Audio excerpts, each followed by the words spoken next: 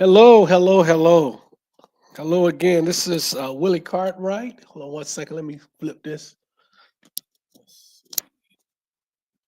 Okay. Sorry about that. Still trying to run a little bit behind, trying to get everything going here. But this is Willie Cartwright with from Save to Sane. Glad to have you with us today. This is our first podcast for this month, the month of March. We do these podcasts. We try to do them every other week. Sometimes we're off during the summer, depending on my schedule, and then I usually take a holiday break uh, during December. Is has nothing to really do with the holidays because I don't celebrate holidays like that. But it's an opportunity and a time for me to sort of get away and recharge. And so I need that. This is intensive for me. A lot of work is required, but it's also mentally exhausting at times. I love it. It's what I'm going to be doing and what I will be doing for the rest of my life. But yeah, I love it. What's going on, Henry? Glad to have you, Henry. I saw your first post. You said that you love this topic. Yeah, I'm in love with this topic as well, and so I can't wait to get into it. Um, you are on time. I appreciate that. I certainly appreciate that. For any of you who are out there that are joining me today, please let me know. Jay Jamming, what's going on? Greetings to you. You said greetings. All look like you're coming in hot. Yeah, absolutely. Absolutely. And I think it's going to try to be the mode of what we do. We want to get more in depth. Want to go have a little bit more substance, but we also want it to be more a little bit more entertaining to bring people to the podcast. As I say again, this is what I do. Part of what I do on a full-time basis, something related to this space, and so I need to kind of get it going a little bit more. So hopefully you will see some changes. I'm going to be working with some people and get some advice from some people about how to sort of spice the channel up and get more subscribers. But in the meantime, those of you who are joining us, thank you so much. Those of you who have been with us from the beginning, this is probably year 3, I think. I certainly appreciate all of you. Um, Henry said, by the way, I was born in Africa, so I know a few things about witchcraft. Good. So you can help me with this. Certainly appreciate and welcome your comments.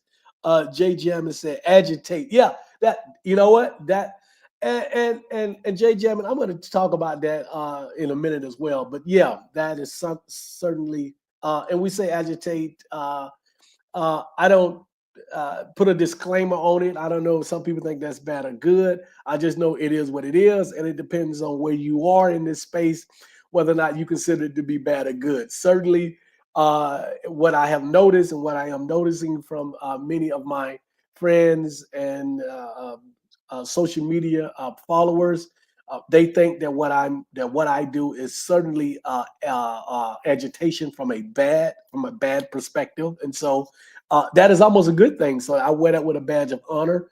If believers and Christians and other religious people see what I do as agitation, then I take that as a badge of honor. And that is certainly the vibe that I am getting from many of my social media people. So, yeah, so we are good there. Let me get started. Again, thank all of you for being with us. We do this again every other week. And I want to begin by, as I always do, first of all, saying thank you to all of you who are part of this podcast and make this podcast possible and successful. But I also want to give a special shout out to a couple of people. As always, uh, Taisha Essig, thank you so much for being out there. She's supportive. Those of you who know Taisha, please say hi to her. She's uh, in part responsible for me doing this podcast. She's been encouraging. She's been helpful with a lot of tips. She's also been on, and she might be out there listening. So I hope that she is listening. She has a family to take care of and her own thing going on. Those of you who know Taisha, please check her out on some of her pods. She has podcasts where she talk about a multitude of things, including some of the stuff in this space as well. That's sort of how we met. She was searching for someone that looks like her that was in this space while she was in part of her deconstruction journey. And she came across my podcast, and we've been fast friends ever since. So certainly appreciate her. and what she does. Her podcast and some of the stuff she posts on social media is hilarious. It makes you think. It challenges you. And so, absolutely, I 100% support her. Henry Mars says, you are just telling the truth from your perspective. Absolutely. And we will continue to do that. The second person I would like to thank you to, as always, is my wife. As she said, my number one supporter. She's always behind the scenes supporting me. She's handling some of the technology stuff. And so I certainly need her, but more importantly, she is supportive in the things that I do. She's emotionally supportive, verbally supportive. She sometimes she checks me, keep me in line, and make sure that I'm not going maybe overboard. So she's the rational brain in this operation here, and I certainly appreciate her. And that is my wife of 19 years and 20 years together. And so, Kofi, what's going on? I would love to do a show with you. Absolutely. Let's talk about it. I am going to start. Someone asked me this a couple of weeks ago. I'm going to start putting my some personal information into the chat, like my phone number or at least my email address where I can be reached. Let me put that in here, Kofi. You can reach me via email, and we can kind of set some stuff up. Or anyone else who would like to be part of the show. Just 1 second here. And you can also, obviously, leave comments on the in the comment section of the podcast. The only issue with that is that sometimes I see them, sometimes I don't. Not because I'm not looking, I am looking, but oftentimes, sometimes I forget. Sometimes I might see one, another one come up, so I don't check the comments all the time, which I probably need to start doing more of. But certainly with this email, you can certainly reach me by the email a lot easier. I check the email every day because I got a lot of stuff going on. To mention that, just a couple of things. One of the things I said a couple of weeks ago that I was going to start doing with all of you is sharing my speaking engagements where I'll be speaking at, or any classes that I would be doing, or anything else in this space that I would be partaking of. And so, with that being said, there's a couple of things that are coming up. And as we get closer and I get more details, I would give you more details. This first one, I think is not necessarily open to the public, but I will be. Okay, that's fine, no problem, Kofi. I will be teaching a class to a college students in Nairobi, Kenya.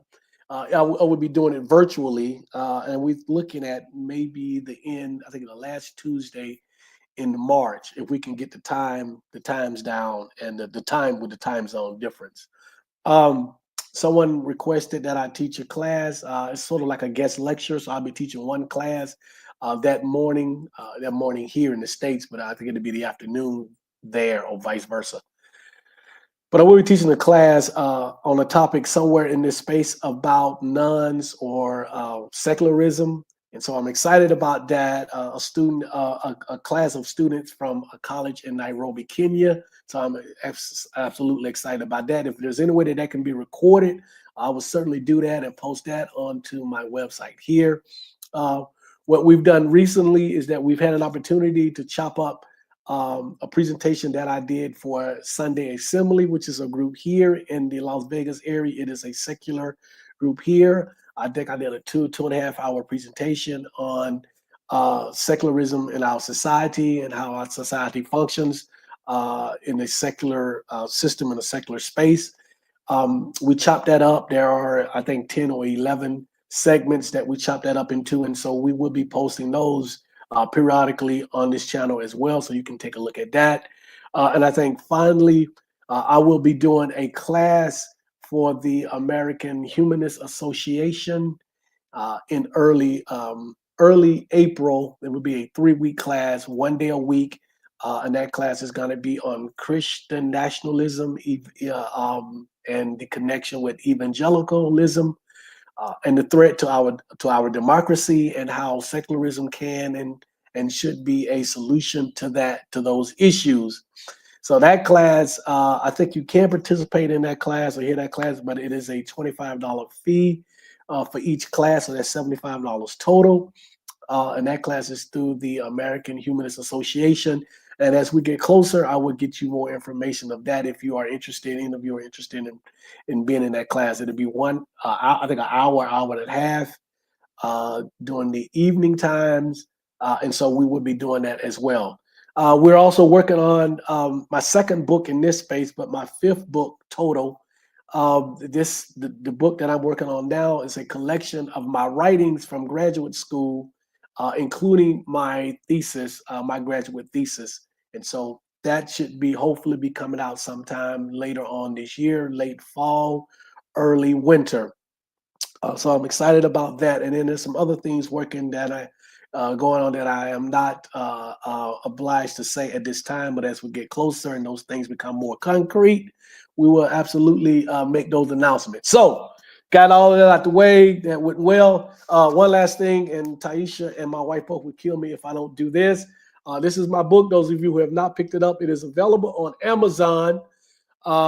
Saved to Sane, my journey away from Christianity and why Christianity has been detrimental to the African American community. Willie O. Cartwright. You can get that on Amazon, or you can email me your information, your address, and I can send you my Cash App if you want a signed copy. Same price, $19.99, but you can get a signed copy and we'll get it mailed out to you. So hopefully that takes care of all of that. So let's get into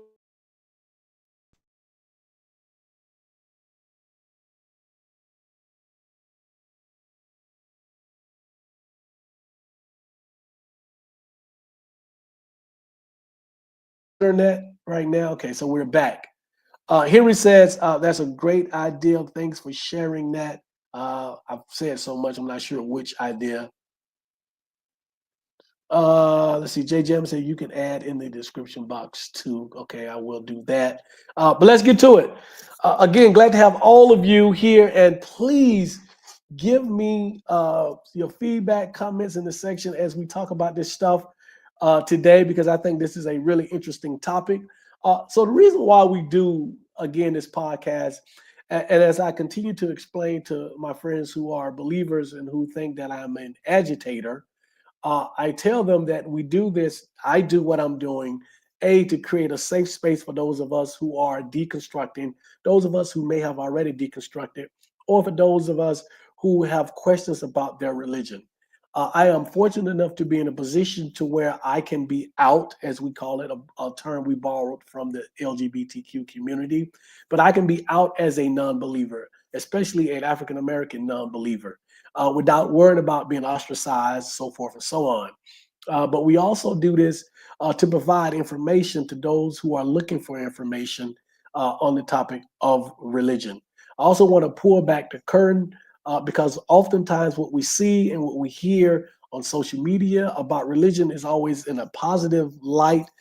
They being the apologists or those who are supportive of religion, they tend to cherry pick all of the so-called good of religion and never talk about any of the bad. And so here in this space and other spaces that I am privy to, I speak about all of it. I do speak about some of the positives, but again, we get a lot of that and not much of the negative. So I talk about the things that may be challenging and challenging to those believers.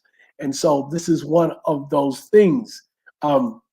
We also do this to bring awareness. We also do this so that this program is more substantive and you get information that you can take with you. And so today's topic, Christianity is witchcraft. Uh, Christianity is witchcraft, and I know that I'm going to get members of the believing community, but the community of believers who are going to think that this is blasphemous, who are going to be angry, and hopefully I can get a lot of engagement because I love the engagement because we both learn, and this is part of what this is about. But why did I come up with this? How did I come up with this? I'm trying to remember. Was there anything specific that triggered this, or was it just a collection of all the things that I've heard and witnessed and lived through in my lived experience in my almost 40 years of being a Christian? But then, so you realize that there are many things that Christians do, rituals, part of their faith that is akin to witchcraft, which they being believers, uh, always talk against. Some of it is because of what they hear. Some of it is just ignorance, and I mean ignorance from the standpoint of lack of knowledge about certain things. For example, um, many people who scrutinize voodoo really don't understand the origins of voodoo, and to cast it in a completely negative light is not at all what voodoo is really about. The same thing for Wiccan, the Wiccan faith. If you've met any Wiccans, they would tell you that their religion, quote unquote, is really about their connection to nature. Um, and then there are some more everyday sort of mundane things that we in the general society do that many believers frown on, like for example crystals or meditation or yoga. And so they said that those things are not of God or not of Jesus, and some believers will say that those things are witchcraft or whatever term that they use. Well, today, what I wanted to do was to show believers out there how some of their rituals is the same thing as witchcraft, or can be viewed as witchcraft by people on the outside, and how it is no different than some of the things that they view as being witchcraft. And so that's where our discussion will begin today. And so again, I welcome all of your comments so we can keep this thing going and keep it interesting. But let me see, where do I want to begin? And so I probably have a story about each one of these because of my experiences, but it should be fun. So speaking in tongues, that's the first one that came up. So again, let's talk about speaking in tongues. So those of you who are not familiar with speaking in tongues, it is basically, I think, more of a Pentecostal thing. Although I've been a part of non-Pentecostal churches that have engaged in talking in tongues. I am familiar with a very well-known and popular pastor in the Atlanta metro area who insists that if you're not able to speak in tongues, or if you don't speak in tongues, that you are somehow not saved. That goes against anything that I've ever been taught. But this is sort of something that he says that I've witnessed firsthand as a guest at his church. And so speaking in tongues is basically what it sounds like. You go into a sort of a trance, and the spirit, if you would, um, allows you to speak in a language that is unknown or not able to be interpreted by other people. And this happens, I've seen it happen during church services. I've seen it happen with people outside the church, maybe driving, they have a thought or whatever, and this happens. And so you're talking in a foreign language, or you're talking in a language that may not even be a language, uh, to who knows who, not understanding really the premise behind it, if you want to know the truth. But I remember as a kid seeing this happen, people talking in tongues. At first, as a child, as a very young child, you're kind of afraid, you're kind of scared because you don't know what's going on, you don't know what this person is saying. And then you ask yourself, well, what is this person saying? Why is this person speaking in tongues? Why is that necessary? God not understand English or French or Spanish, but you have to speak in a language that no one understands. And I think the biggest question for me was like, is this really real? Like, do these people even know what they're saying? Um, you said sneaking in tongues. If they're speaking in tongues, do they really know what they're saying? Is this really real? And so I always had a question about that, even when I saw people do it. And then as I got older and really was trying to be devout into the faith, I always wondered why it never happened to me. And as a kid, I also learned from at least a minister or a couple of ministers that I worshiped up under, that this is not something that everyone does. And I'm saying this for a point. This was a gift that not everyone had. This was a teaching that I got, and that is not for everyone.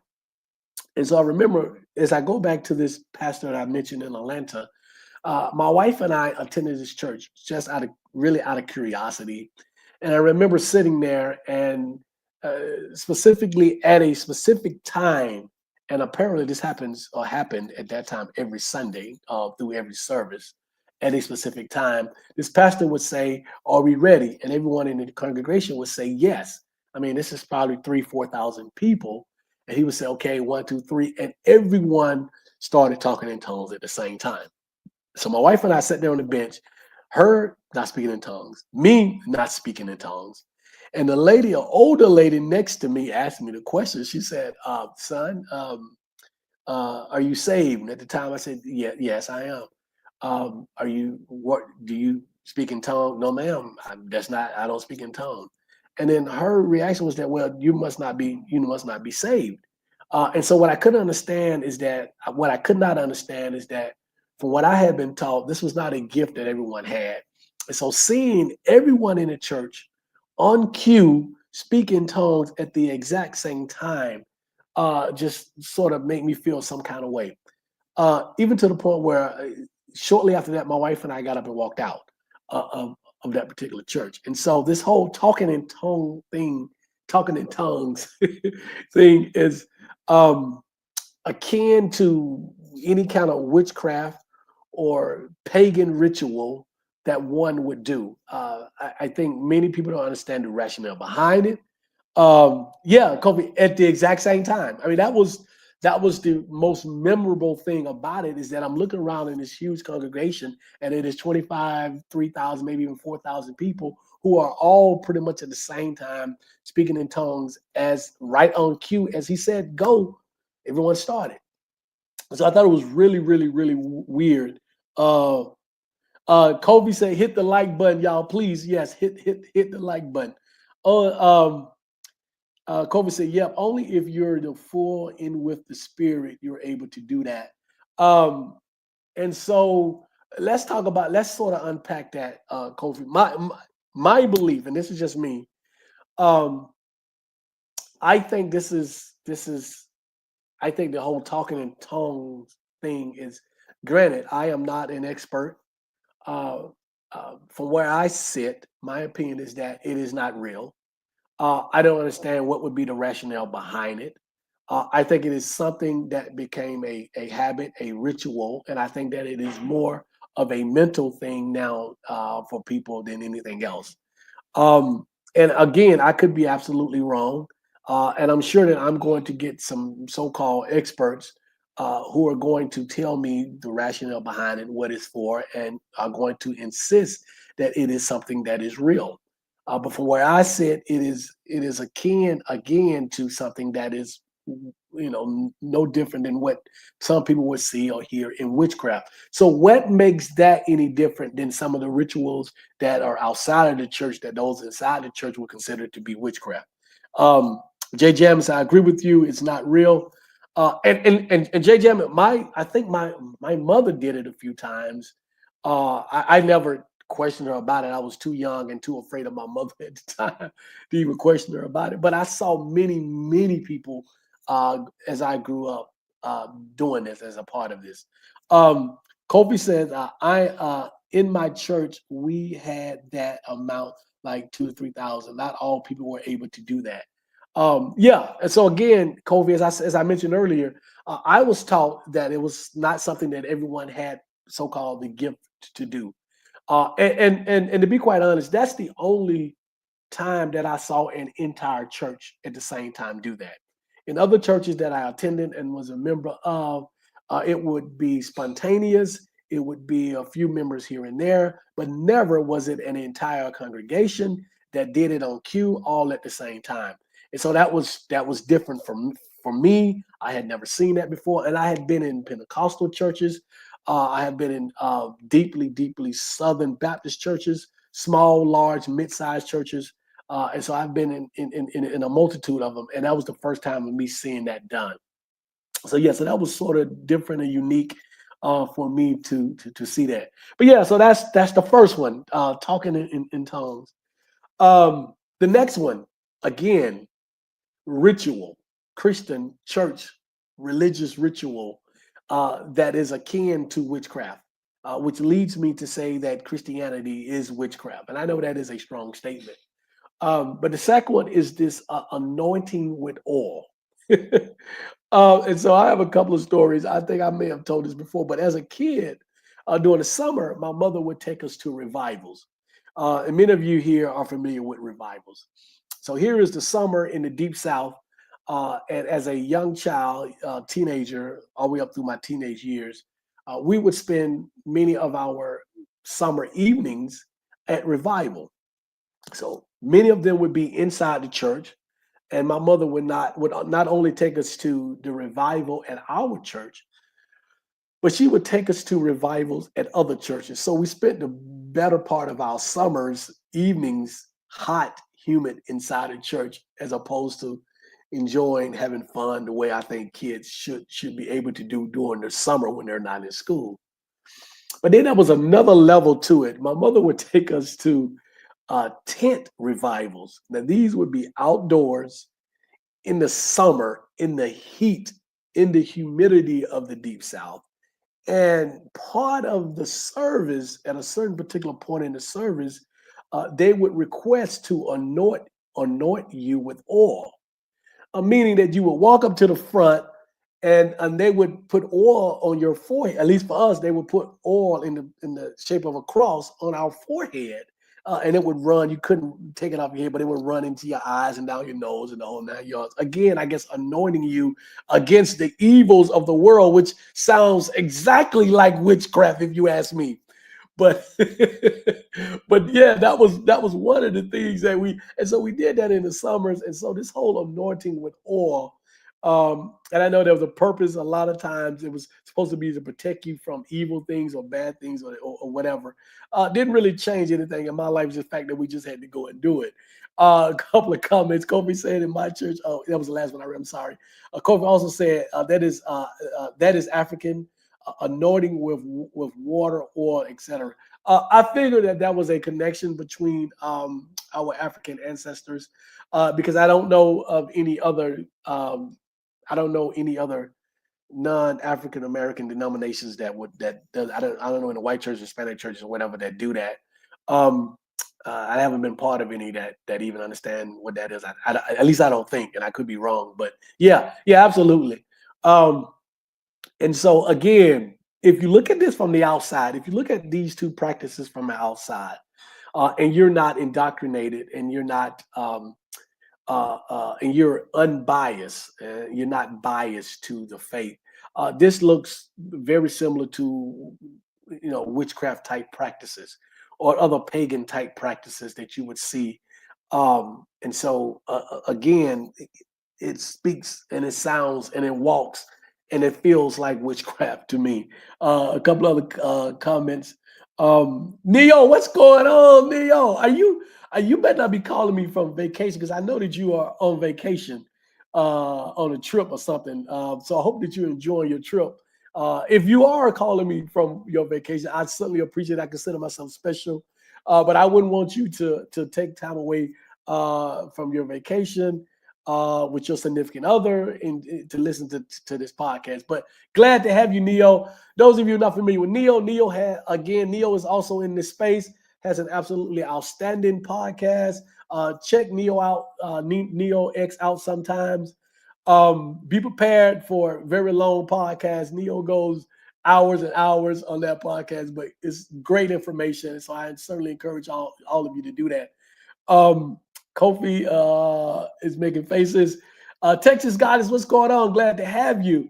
Hey, y'all. We had tent services outside in the summers. Yes. Uh, and and I know it is hot and humid in Alabama. I'm assuming that you were in Texas, Texas Goddess, when this happened. So it probably was even warmer and more humid as well. Kofi, yes, libation is another word for it. Absolutely. Absolutely, absolutely. And some of the what we call ATRs, African traditional religions, we know that they are very big into libations and all of that. So yeah, there is a strong connection there. Absolutely. Christina, what's going on, Christine? Glad to have you. I don't know why I keep saying Christina. Christine, glad to have you with us. Greetings, everyone. Teach the truth, break free of those spells, and never look back. Absolutely. I couldn't have said it any better. Listen to what Christina said. Texas said, hey to you. Neo said, no, I came back yesterday. Okay, all right. I'm just glad. We're glad to have you, Neo. Texas Goddess says yes, Texas. Yeah. So you were doing uh the um uh revival, the tent revivals as well.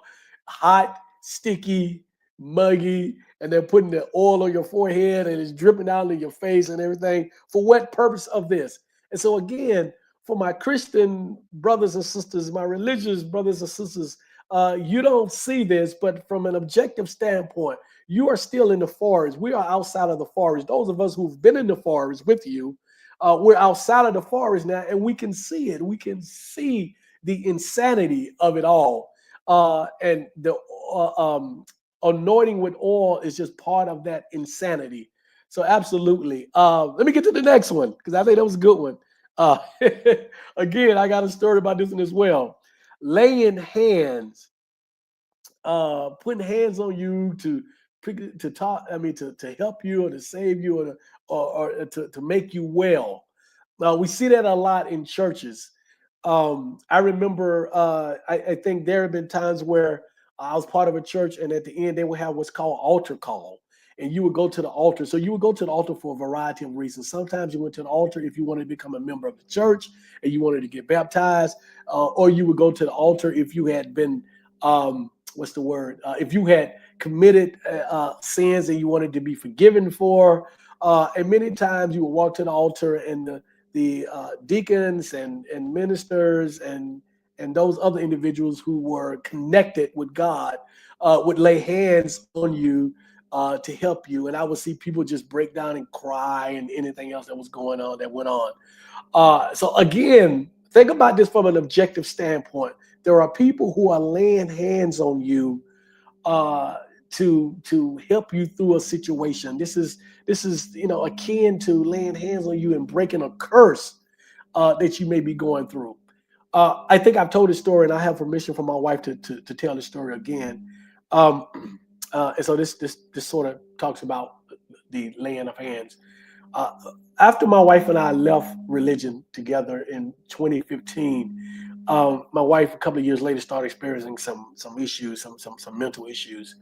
And at the time, my mentor, who was a minister and had his own church, and still has his own church, who by the way is a wonderful human being. He's probably one of the best human beings that I know.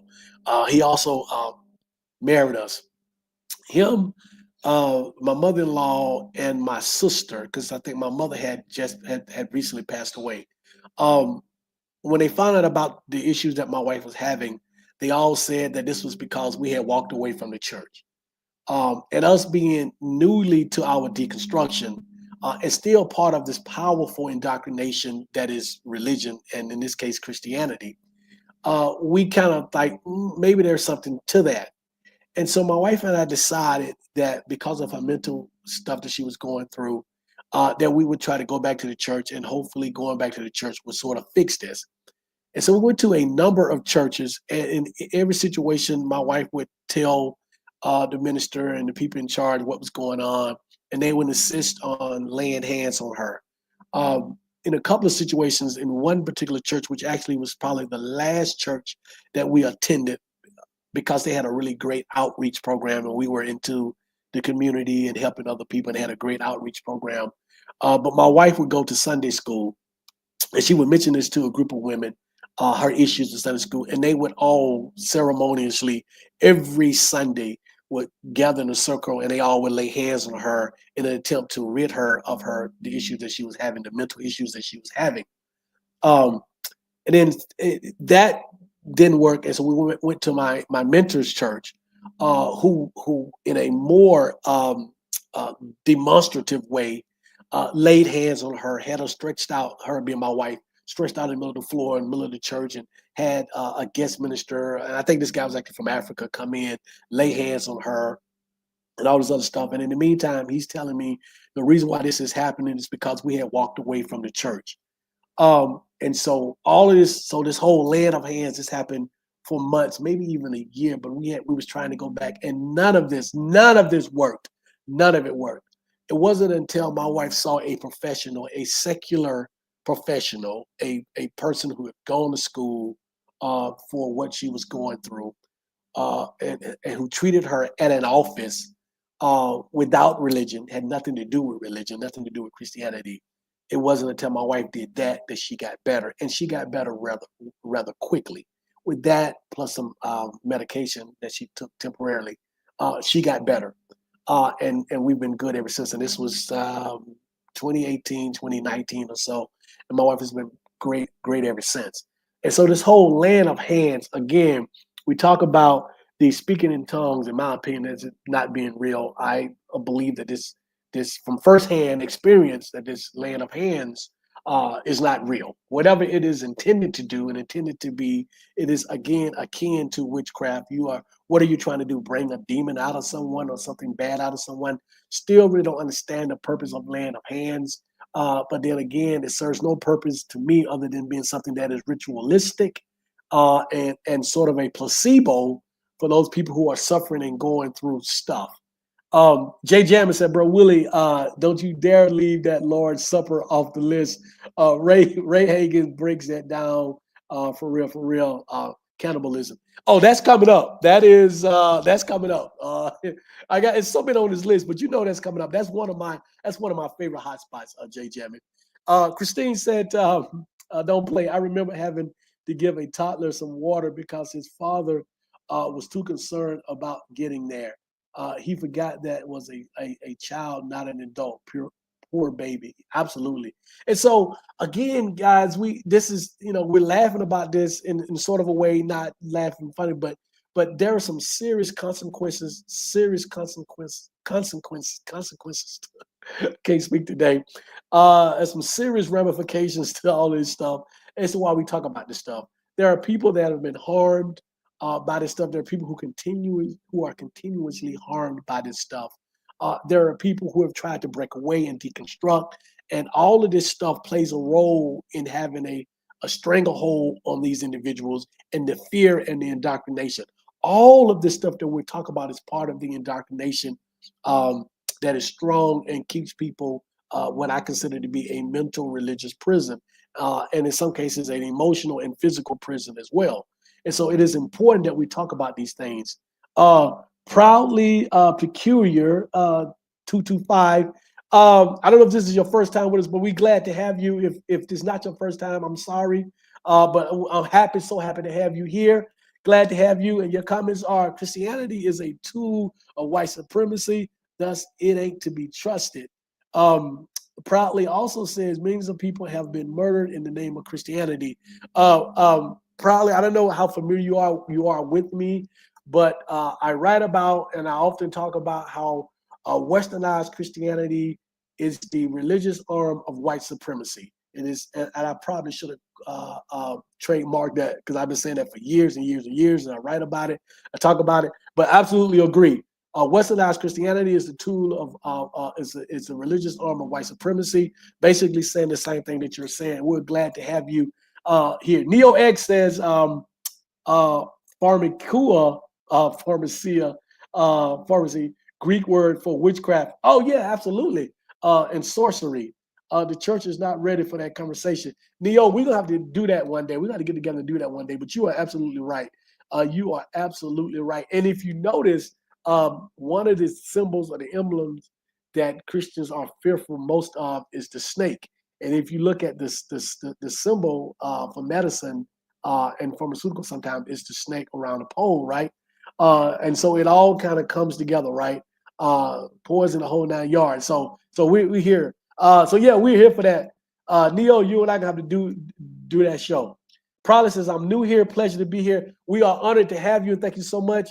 So please subscribe, thumbs up, the whole 9 yards. Tell all your friends about it. Tell all your enemies about it. Oh, we love to have people here.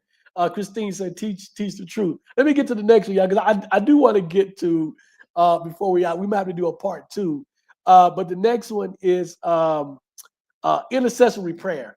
And so that's similar to the laying hands for me. We talk about first of all, we talk about prayer circles and intercessory prayer. Those of you who follow me, you know that I talk a lot about prayer not working, and not from a subjective standpoint, but from an objective standpoint. Oftentimes, I will cite a study, not just a study, but the most popular and well-known and documented and thorough study on prayer. This research was done by a Christian-leaning organization called the Templeton Foundation, and you can do the research. It's called the Templeton Foundation. They did what is now the most thorough study and research on prayer, and they discovered that there is no definitive evidence that prayer works. And I know that I do have believers out there who will cite a different study that says something different. But what makes this unique is that this was the most complete study and research at the time. It was done in controlled spaces in a hospital, and it was done by a right-leaning, Christian-leaning organization that had hopes of finding the opposite results of what they found, right? And it is also the most documented and cited such studies of its kind. And so we do that. And so it's intercessory prayer, again, for those of you not familiar, I know all of us are, but just for information's sake, it is when a group of individuals come together and try to pray for you or pray for us, pray for you, for an individual. Again, in my wife's situation, she went through that as well, along with laying hands on her. The people of the church, as you can guess, also did intercessory prayer or tried to do intercessory prayer, and none of that really worked. And so we know for a fact, based on objective evidence, research, and studies, that prayer does not work. When I do a whole thing about prayer, I liken prayer to baseball. I said, those of you familiar with baseball is the only thing that you can score 3 out of 10 and be considered great at. If you know baseball, if you hit 300 as an average for a long career, most likely you're going to be considered a really good baseball player, and even and Hall of Famer, depending on some other stats. Um, but if you score 3 out of 10 on a test, that's failure. If you get 3 right out of 10 in anything else, that is considered failure. And so prayer is like that. People pray and they forget about the 7 times that their prayer is not answered. And they harp on the 3 times that coincidentally the things that they pray for or pray about happen, with no objective evidence that the favorable results of that prayer had anything to do with a God or that prayer being answered. Also, it is weird that two people can pray for the same results, um, the same outcome, but the outcome only affect one side. So let me give you an example. We see this all the time if you watch sports. Two different teams will pray that they win the game. Well, only one team can win the game. So you ask yourself, is God being more favorable to team A as opposed to team B? If that was the case, if prayer really worked, and it was really about these universities, when it comes to sports, if it was really about God favoring the people who are most religious, then what you would see, especially in college sports, is that you would see religious schools, religious universities win national championships every year, and that doesn't happen. You know, I don't know the last time Notre Dame won a national championship in football. Liberty University hasn't won a championship in basketball or whatever sport they participate in. SMU, Georgetown, the list goes on and on and on and on and on.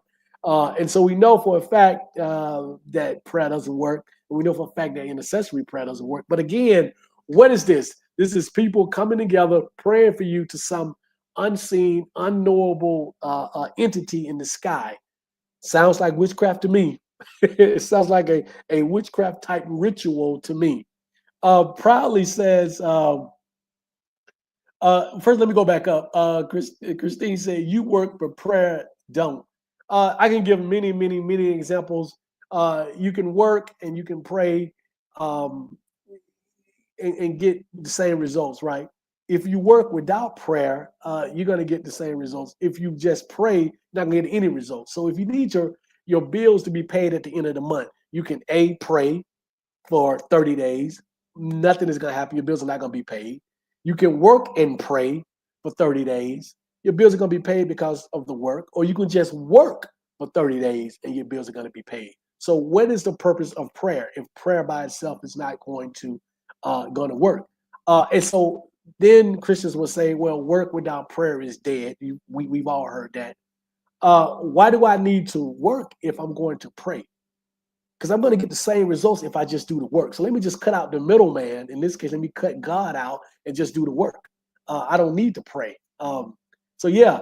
So Proudly says, we haven't been taught to pray properly. Prayer isn't asking God for anything, it's using the power of affirmation or positive thoughts and words over your life. It's metaphysics. So let's thank you Proudly for that. So let's break this down. So when we talk about prayer and intercessory prayer, we're speaking about it from a religious standpoint, a Abrahamic religious standpoint. We're not speaking about it from a metaphysical standpoint, and there is a separation. I am very familiar with both, but for this conversation, we're talking about it from a Christian, a religious standpoint. Secondly, when Christians or other religious people pray to a deity or a god, oftentimes they are asking for something, whether it be a material something, help me to get promotion, help me to find my keys, help me to get a new car, I need an A on the test, whatever. I want good results from this doctor visit. I want good results from this medication. Or it is asking uh, this deity to save the life of a loved one, save your life, or whatever it is. And then there's also there are times that people pray just for comfort or for this God and this deity to help them to get through a particular situation from an emotional standpoint. So that's what we're talking about. So we want to clarify that we're not talking about metaphysics. We're not talking about using power of affirmation or positive thoughts because hear this. If you tell a Christian, if you tell a Muslim, if you tell a person who believes in a active deity or a God that you're talking about power of affirmation or positive thoughts, they're going to dismiss that as witchcraft or something that is not of their religion. And so that's why we're making that's why we are distinguishing between the two in this particular conversation. But certainly appreciate your comments, and you are um, your introduction of that. We appreciate that because we have to make sure that that this is distinguished from. Now, the affirmations and positive thoughts and metaphysics is a whole different conversation that we can at some point have as well on this show as a topic. But let me go. Christianity is a form of mental illness. That is from Christine, who Christine, you know what? I believe that it is. Here's why I tend to hesitate. Because some of the most brilliant people that I know are devout in their belief. And I know that this belief system is part of a early and ongoing indoctrination. But it pains me to see some of the most bright and intelligent um, and accomplished people that I know that are part of this. And so when you said it is a mental illness, although I certainly agree with you, it is something that I don't often say publicly for a host of reasons. And so, but I understand your sentiment absolutely. Um, LMA says, how can slaves and slave captors praying to the same God for two separate outcomes make that make sense? Black Christian Syndrome, BCS. See, I wasn't even going there, LMA, but that is a more relevant analogy than my sports analogy. As a matter of fact, it is the most relevant analogy, and it makes the most amount of sense because when you ask that question, there isn't a Christian alive that I have met, or a Muslim for that fact, that can answer that question. So yes, so during those times, we had the enslaved Africans who had been converted to Islam and Christianity, praying to the same God as the oppressors, the slave owners. And so apparently, God sided with the oppressors and sided with the slave owners. at least for a period of decades and a couple of centuries. If you consider, if you count uh, Jim Crow, segregation, and all of it together, this God, this Christian God, this Abrahamic God, certainly sided with the oppressors. And even today, to a certain extent, he, she, it is still siding with who what we would consider to be the oppressors in today's society as well. So absolutely, LMA, thank you for that. Christine said prayer is begging. I have no qualms about totally agreeing with you on that one. Absolutely. It is begging, it is pleading, it is, and here's the analogy, and I got what about 10 minutes that I wanted to get to, but I'm gonna have to do a part two of this. But here's another analogy. You have an all-powerful, all-knowing God who knows every single thing. But yet, and this all-knowing, all-powerful God supposedly knows everything about you, your needs, and your wants. But yet, you have to beg and plead this God to do something in your favor. Here's a question that I've asked many, many Christians and many Muslims or believers or whatever. If you walked into a bedroom and your child was in that bedroom and your child was being attacked by someone that you did not know, would that child have to beg you and plead you to help them, or would you automatically try to save your child? The answer to that question is 100% of people who are in their right mind, a parent or a guardian or whoever, will automatically jump into action and try to help and try to save that child. So why is it when your all-knowing and all-powerful God see you in distress, see you in need, see you in a situation that is detrimental to your very livelihood, your very life, you have to beg and plead, and in some cases, do intercessory prayer. You have to beg other people. You have to recruit other people to help you pray to this God. It sounds like this God to me is narcissistic, childish, hypocritical, and every other and other adjectives that I can name. It makes no sense to me. As they say, make it make sense. Christian also said an unknown source questioned everything. Who has met this God or his son? No one, no one that we know of, even throughout history, other than the people of the Bible, who say, and to be honest, and this is historical, there is no one that wrote in the Bible who actually met God or Jesus in person, even Jesus. I mean, Jesus, and let's just, if we just deal with Jesus, the human, the so-called human being as he walked on earth, there is Paul, none of the disciples, none of the apostles, no one in the Bible actually met Jesus face to face.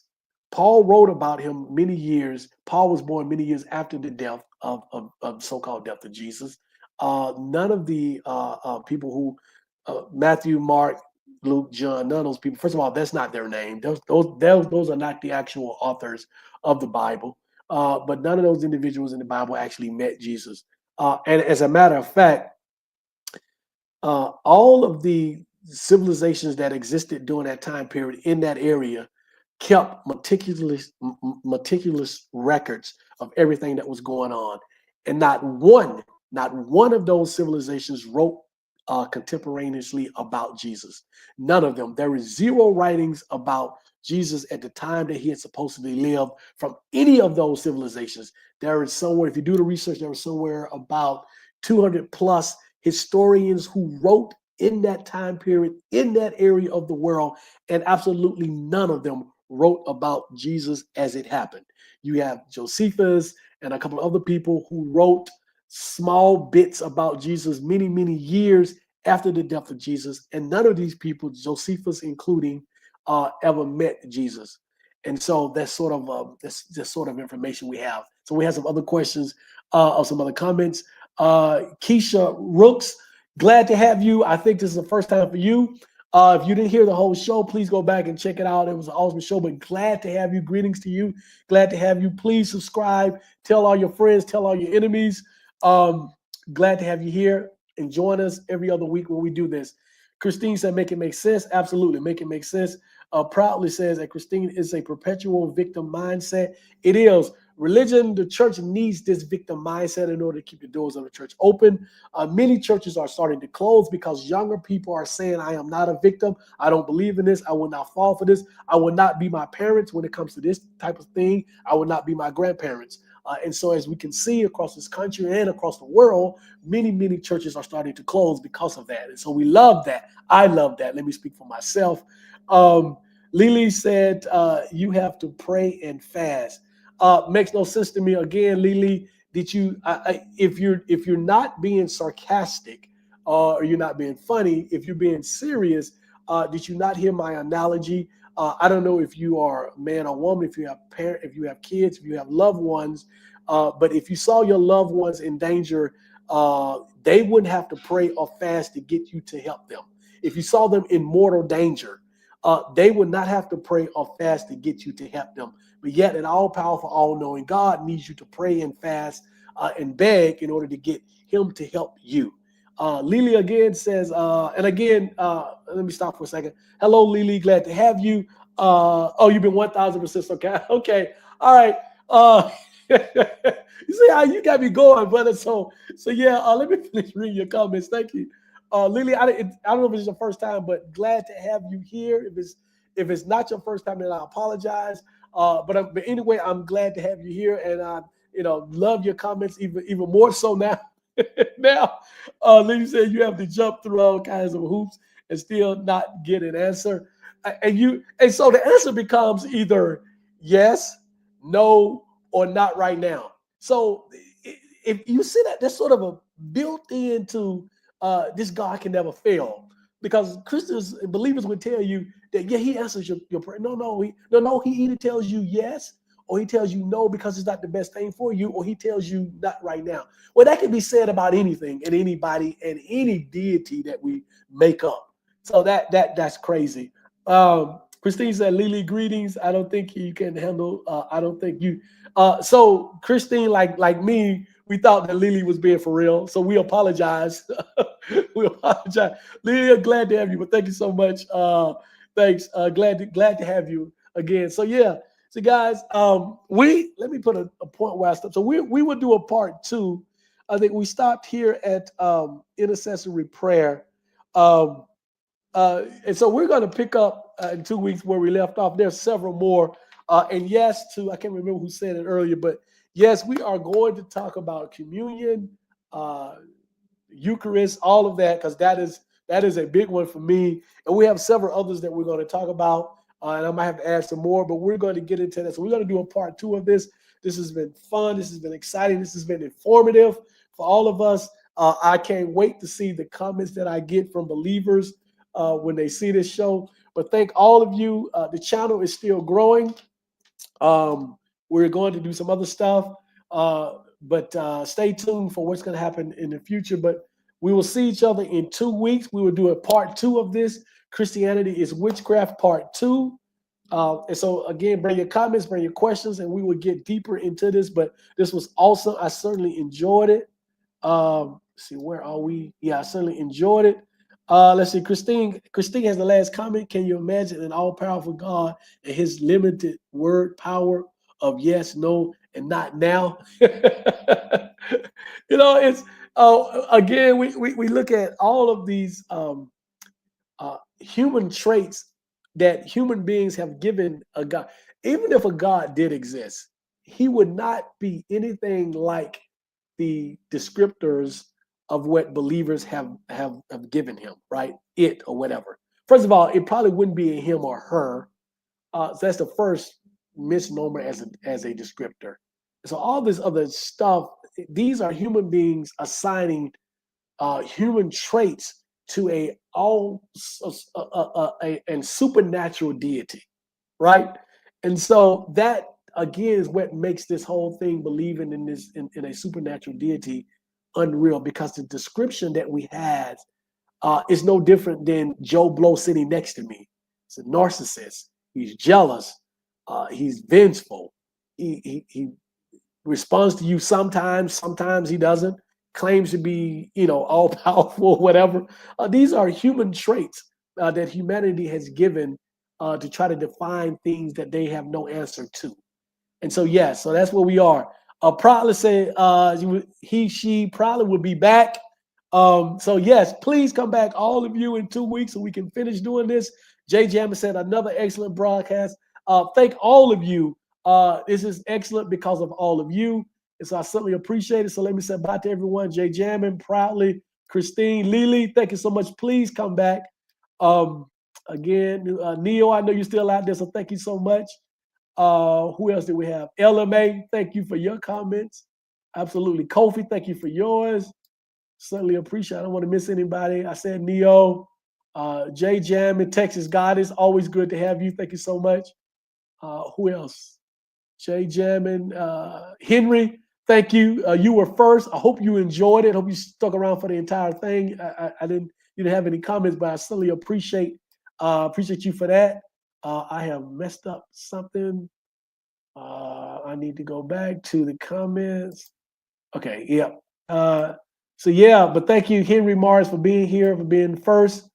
And again, if you're interested in a topic or getting a book or figuring out a way that we can, if you want to come on together, you have a topic you want to talk about, my email is there. You can email me. Let me know who you are. Let me know your handle on here so I'll have an idea of who you are. And I think there's one new comment. Oh, Jay Jammer said, thank you, Christine. And so that is it. We are out. See you in 2 weeks. I had so much fun today. Thank you all so much. Stay safe.